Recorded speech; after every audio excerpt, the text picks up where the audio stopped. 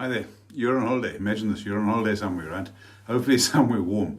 Maybe you're skiing. It doesn't really matter. The phone is on the table. You're physically there with your family, but you're half somewhere else.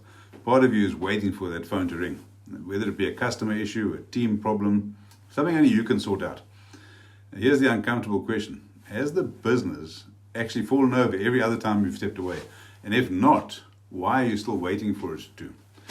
Because here's the truth most owners won't say out loud.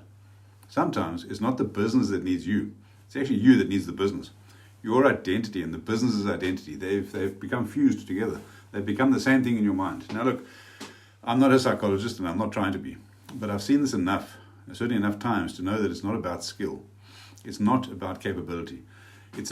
But you build something really good. You employ people, you make money. From the outside, the business looks successful, but the business started as your baby, and the problem is you're still treating it like one. Except, here's the thing, it's not a baby anymore, it's an adolescent.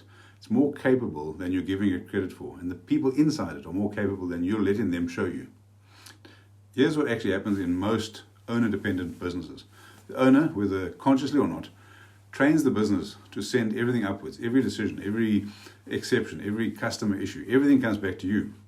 And it creates three problems in my experience. Number one, it exhausts you, right? You're always on, always responsible, and never truly away. Number two, it kills the team. People stop thinking. They've learned there's no point. Creativity disappears and initiative dies. And then third, it caps the growth of the business. There are only so many hours in the week, and the business simply cannot scale beyond the capacity of one person. You, effectively, have become the ceiling. Now, I had a client a little while ago, good business, good operator, but he hadn't taken a break in 4 or 5 years. And finally he did.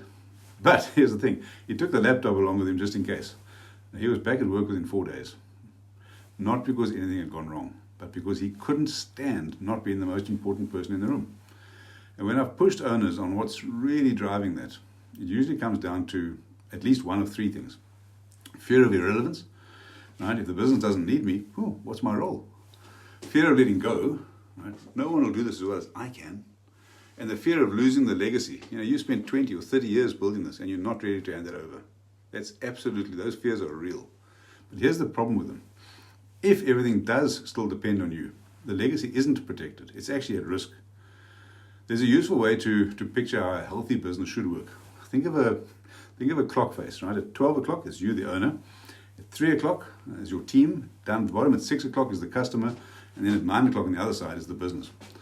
When it works well, you empower the team. The team serves the customer, and the customer creates revenue, and the business works for you. That's what I call the virtuous circle of business. When it's broken, you're in the middle of every transaction, everything that goes on. Every problem roots back to you. Every decision waits on you. Now the journey I call the owner's evolution moves through 4 stages, right? Stage 1, is the technician. You do the work. You are the business. Everything depends on you, on your presence. Imagine, when you started your business back in the day. Stage 2 is the manager. You've got a team, but you're still the fallback. Decisions still come back to you, and that's not really working either, right? Stage 3 is where the leader, right? You set the direction, and others own the outcomes, and things hold even when you're not in the room, and that's good. That's a good place to be.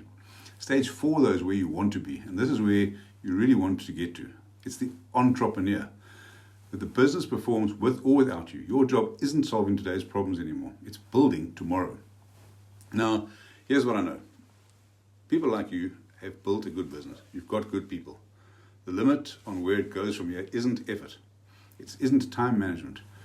It's your ability to separate your identity from the business, because the limit of your business's growth, as I said, is ultimately the limit of your own growth. And when you make that shift from technician to all the way through to entrepreneur, from being in the business to building it, it becomes a simpler way to make more money and have more time. And next week, I'm going to talk about what being indispensable is actually costing you, not in theory, in actual numbers. If this one landed, right, share it with an owner who's still waiting for that phone to ring. I'm Chris Whelan, and this is the Owner's Evolution. Have a brilliant week. All the best. Cheers.